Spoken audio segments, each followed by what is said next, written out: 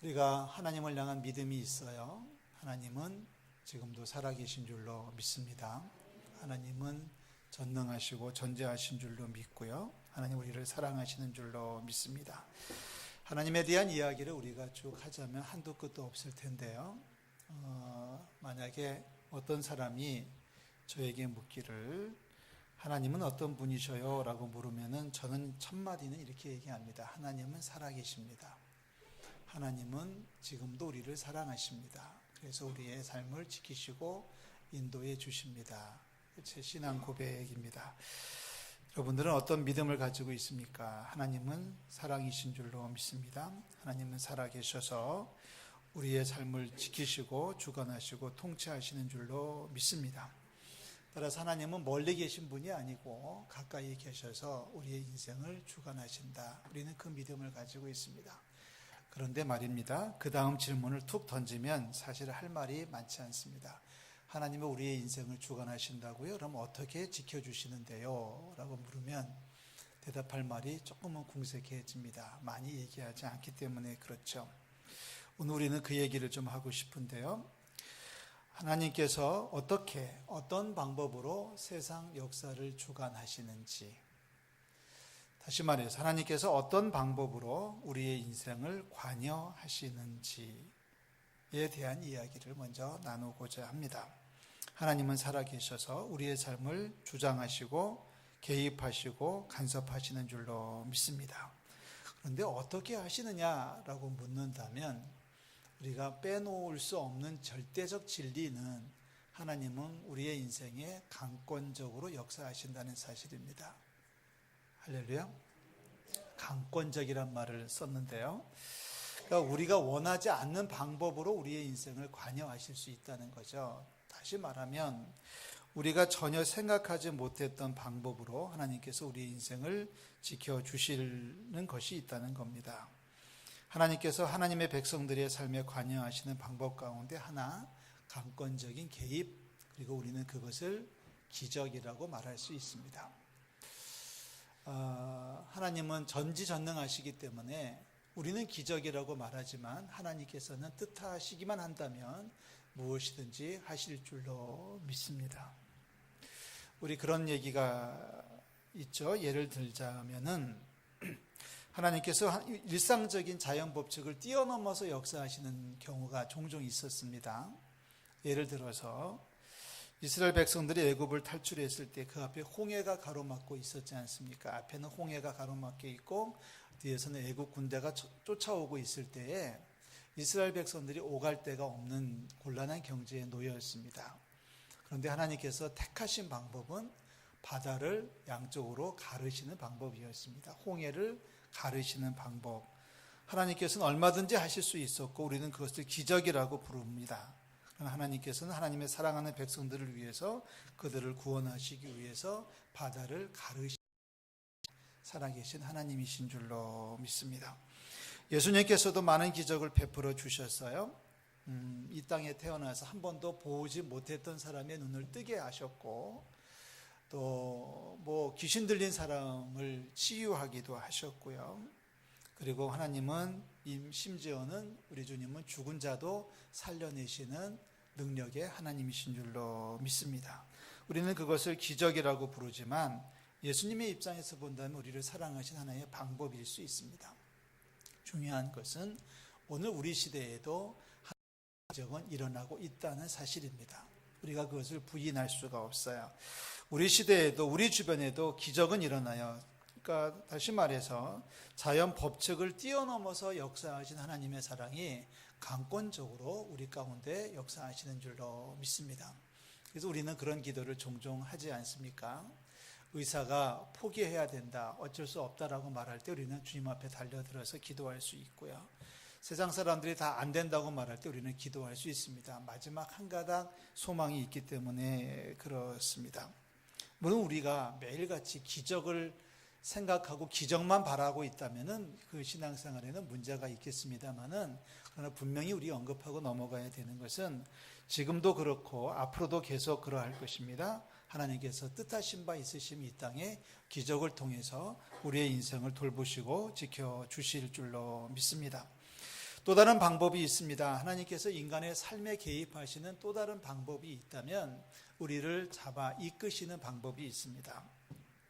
우리에게 같이 가자고 하시고요, 함께 해보자고 요청하시는 방법이 있습니다. 자, 하나님께서 어떤 일을 계획하시고 그 일을 이루시기 위해서 하나님 혼자 하시는 것이 아니라, 아까 말씀드렸던 것처럼 기적을 베푸시는 것이 아니라 우리를 이끌어서 동행하자고 하실 때가 있다는 겁니다. 우리 출애굽 얘기를 했습니다마는 하나님께서 이스라엘 백성들을 애굽을 탈출해서 가나안 땅으로 이끄시는 과정 속에서 하나님의 능력이라면, 하나님의 전능하심이라면 백성들을 붙들어 가지고 잡아 가지고 가나안 땅으로 순간 이동도 가능하셨던 분이십니다. 그런데 하나님은 그렇게 하지 않으셨습니다. 물론 홍해를 가르치기도 하고 많은 기적을 보여주셨습니다마는 하나님께서 택하셨던 또 하나의 방법은 무엇이냐면 이 일을 이루시기 위해서 하나님의 택한 백성을 부르시는 거죠. 그 사람이 바로 모세입니다. 모세에게 나타나신 하나님께서 말씀하시기를, 내가 이런 일을 하려고 하는데 네가 나를 좀 도와줘야 되겠다, 네가 좀 나를 위해서 이 일을 좀 해줘야 되겠다라고 하나님은 모세를 부르셨습니다. 예수님도 같은 방법을 사용하시죠. 하나님 나라를 선포하시면서 예수님께서는 12 제자들을 선택하시지 않습니까? 혼자 하시는 게 아니라 12 제자를 선택하셔서 12 제자들로 하여금 또 다른 여러 하나님의 백성들로 하여금 일을 같이 하자고 요구를 하셨습니다. 고기를 잡고 있는 베드로에게 나타나신 예수님께서 베드로에게 이렇게 주문을 하시죠. 너 이제부터는 사람을 낚는 어부가 돼야 돼. 나와 함께 가자 하고 베드로를 잡아 이끄시는 주님의 모습을 기억하실 것입니다. 하나님의 일을 위해서 하나님의 택한 백성들을 초청하시는 예수님의 방법은 오늘 우리들에게도 똑같이 이루어지고 있습니다. 이미 50년 전에 이곳에 교회를 세우신 하나님께서 하나님의 교회를 이끌어 오시는 과정 속에서 많은 일꾼들을 불러서 세우셨습니다. 많은 장로님들, 여러 권사님들, 집사님들을 세우셔서 나와 함께 해보지 않겠니라고 초청을 해주신 하나님의 부르심을 우리는 다 알고 있습니다. 여러 기관도 마찬가지죠. 지난 1년만 보더라도 하나님은 교회 학교 교사들을 세우셨고요, 성가대원들을 세우셨고요, 기관과 여러 사역팀에서 구역에서 하나님의 일꾼들을 세우셔서 하나님의 일을 좀 같이 하자고 불러주셨습니다.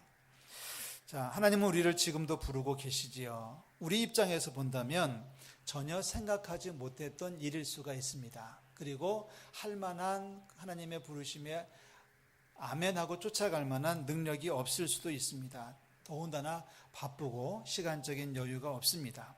그런데 하나님 우리를 향해서 시간 좀 내달라고 하시고요, 무슨 일을 하는데 같이 좀 해보자고 요청하실 때가 있습니다.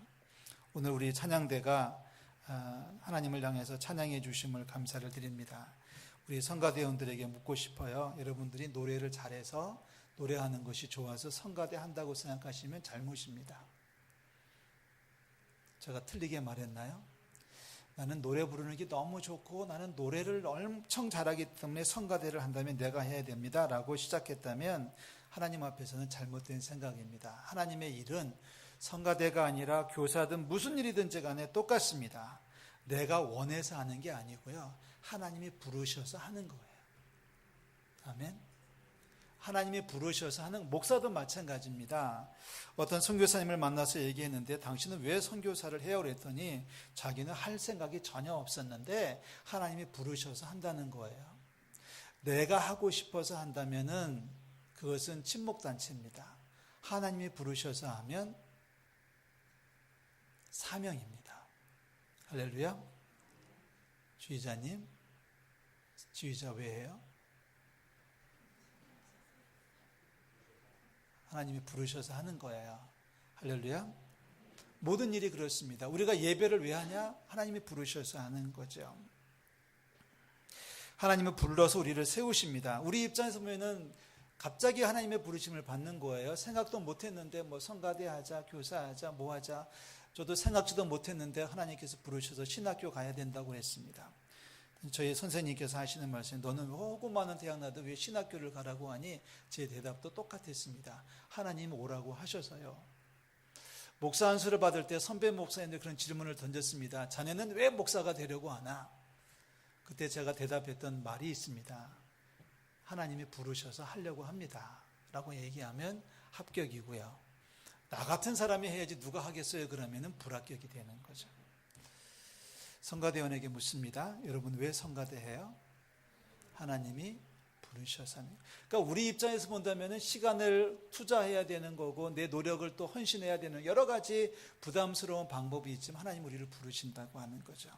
우리를 부르신 하나님을 찬양하며 부르심에 응답하는 우리 모든 성도들 되시기를 주의 이름으로 축원합니다.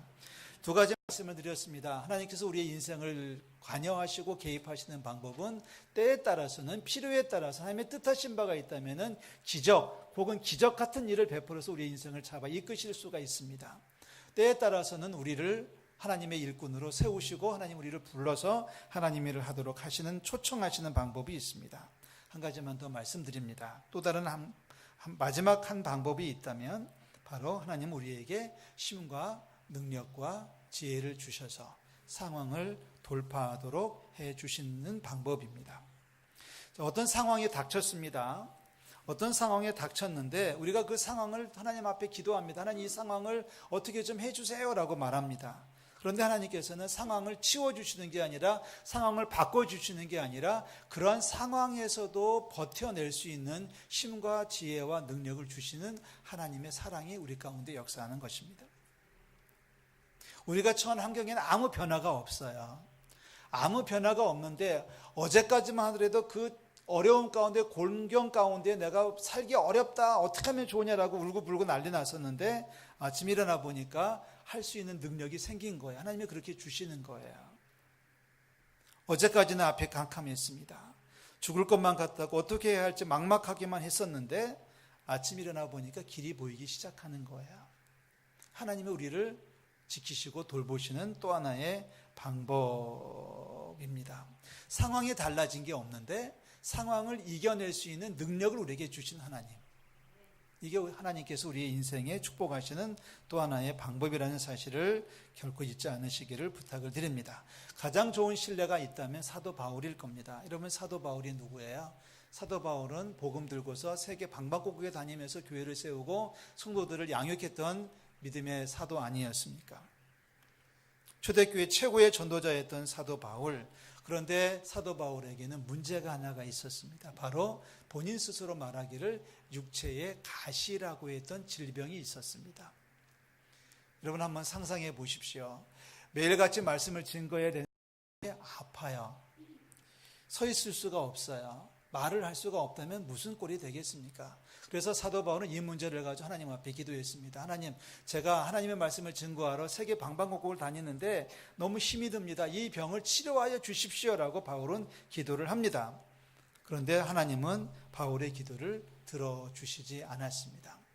대신에 그 육체의 가시를 가지고 살아갈 수 있는 지혜를 주셨습니다. 자, 사도 바울이 가지고 있던 육체의 가시라고 하는 소위 고질병이 무엇인지는 정확하지는 않아요. 아마도 간질일 가능성이 제일 크고요. 아니면 악성 피부병이거나 혹은 안질 증세가 심했었을 것 같습니다. 어느 병이든지 간에 사람들 앞에 서야 되는 사람으로서 그러한 병을 가지고 있다고 하는 것은 쉬운 문제가 아니었습니다. 누가 보더라도 하나님이 당신을 일꾼 세우신다면 그 병을 고쳐주시는 게 맞는 답이었습니다. 그래서 사도 바울은 기도를 합니다. 하나님 이 병을 좀 고쳐주세요. 내 육체의 가시를 좀 치워주세요 라고 기도를 하는데 하나님은 응답하지를 않습니다. 대신 다른 방법을 주셔요. 병을 그대로 가지고 있으면서도 살아갈 수 있는 지혜와 용기를 허락해 주시는 거예요. 이게 하나님의 방법이라는 사실입니다. 문제를 해결해 주지 않고 대신에 그 문제를 끌어안고서도 얼마든지 살아갈 수 있는 힘과 능력과 지혜를 주신 하나님을 찬양합니다.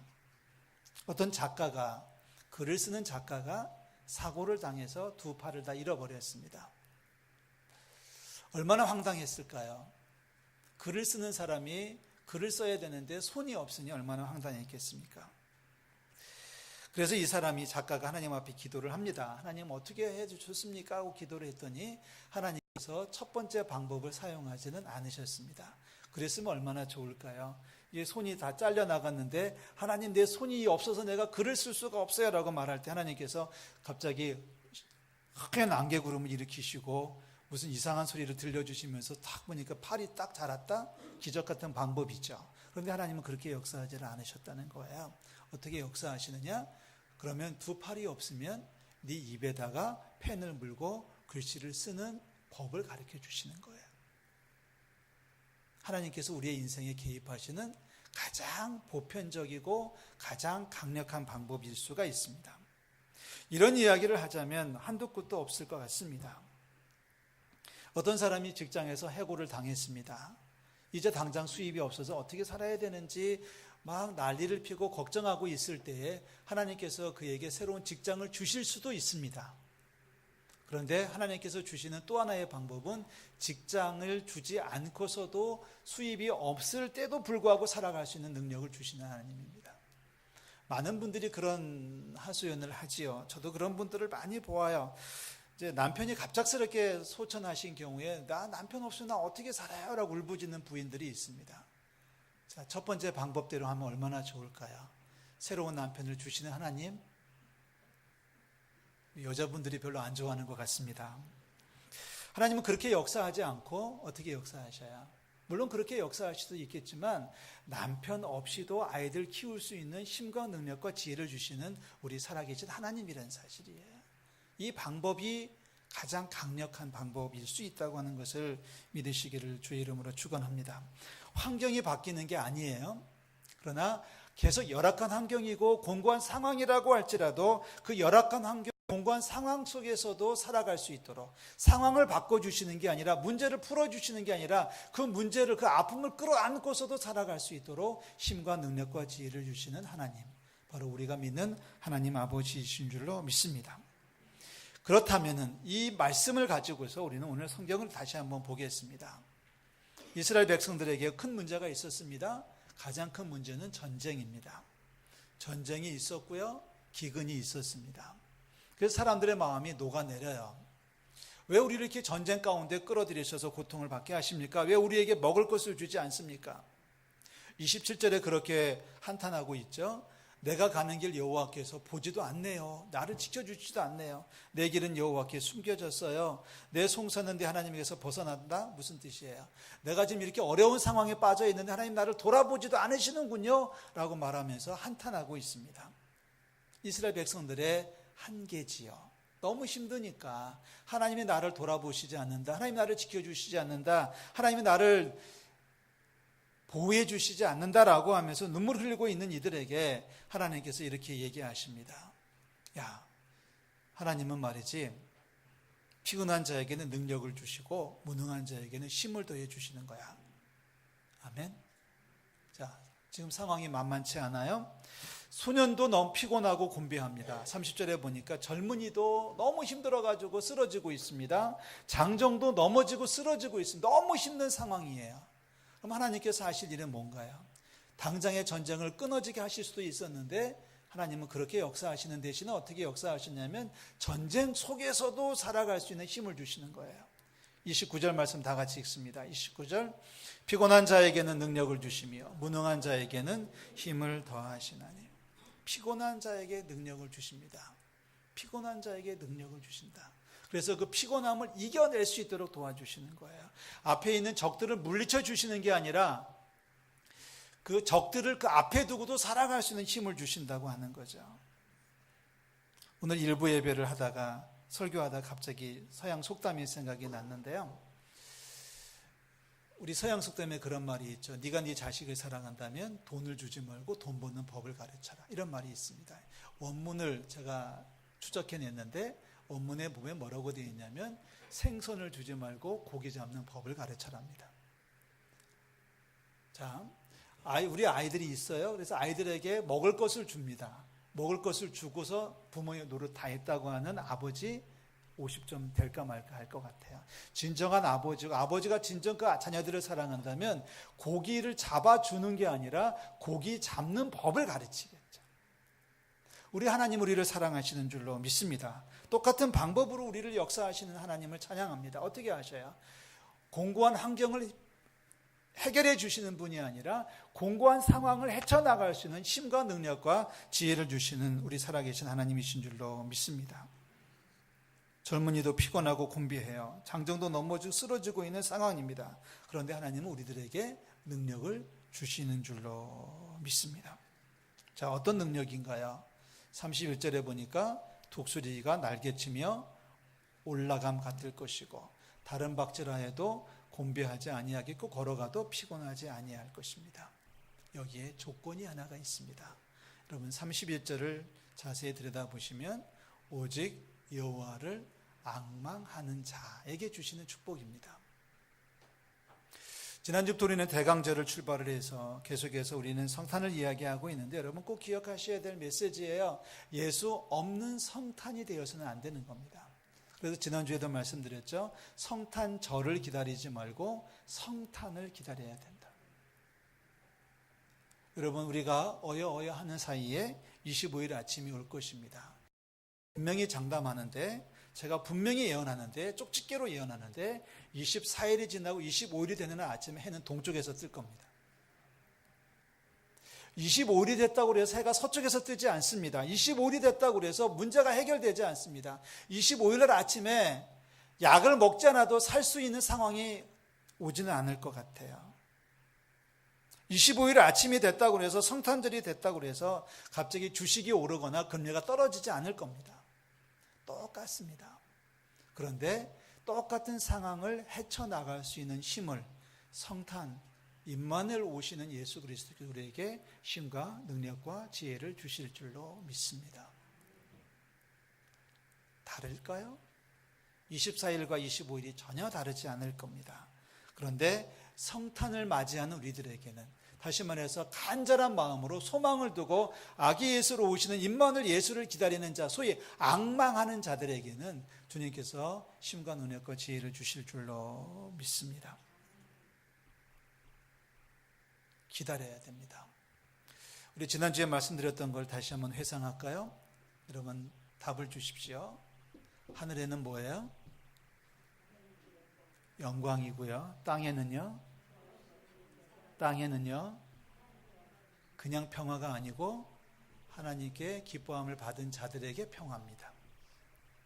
오늘 얘기합니다. 오늘 이사야가 통해서 주시는 말씀은 무엇이냐면 새 힘을 얻을 것이다. 독수리가 날개치며 올라감 같을 것이다. 넘어지지 않을 것이다. 다른 박질에도 곤비하지 않을 것이다. 지금 젊은이들이 막 넘어지고 쓰러지고 장정도 넘어지고 쓰러지고 있는 절박한 상황이다. 그런데 하나님께서 우리에게 새 힘을 주셔서 독수리 날개치며 올라가게 그 정도의 힘을 더해 주실 것이다. 그런데 단서가 있다는 거예요. 누구에게? 여호와를 앙망하는 자에게. 아무에게나 성탄이 오는 게 아니에요. 누구에게나 성탄절은 오겠지만 아무에게나 성탄의 축복이 오는 것이 아니라는 겁니다. 하늘에는 하나님께 영광이겠죠. 땅에는 모든 사람에게 평화가, 하나님께서 기뻐하시는 사람들, 하나님께 기뻐함을 받는 사람들에게 주시는 하늘의 축복이 바로 평화입니다. 아무에게나 독수리 올라가는 것 같은 새 힘을 주시는 하나님이 아니에요. 하나님 앞에 간절히 소망하고 기다리는 자에게 주시는 하늘의 축복인 줄로 믿습니다. 앙망이라는 말은 바라보고 의지한다는 뜻입니다. 거기에 소망을 두고 간절히 기다리는 것을 앙망이라고 말을 합니다. 적당히 흘깃흘깃 돌아보는 것이 앙망이 아닙니다. 버스 정류장에서 버스를 기다리는 것이 앙망이 아닙니다. 지금 버스 놓치면 다음 거 타면 되지, 이게 앙망이 아니라 이거 못하면 지금 오는 버스가 내 인생을 구할 것이다, 지금 오는 지하철이 내 삶을 구원할 것이다 라고 하는 기대감을 가지고 맞이하는 그 앙망함이 있어야 된다는 얘기죠. 이번에 임마누엘로 오시는 우리 주님을 만나는 축복이 있기를 주의 이름으로 축원합니다. 예수님을 만나셔야 돼요. 예수님을 만나면 상황이 달라지는 게 아니라 어려운 상황 속에서도 그것을 헤쳐나갈 수 있는 힘을 우리 주께서 주실 줄로 믿습니다. 예수님 내 마음속에 오시면 내 인생이 변화될 수 있도록 능력과 지혜를 더해 주실 줄로 믿습니다. 성탄을 기다리면서 우리 주님을 학수고대한다고 그러죠. 주님을 앙망하는, 그래서 주님과 함께 세상을 새롭게 시작하는 놀라운 축복이 있기를 주의 이름으로 축원합니다. 기도하겠습니다. 하나님 아버지, 여호와를 앙망합니다.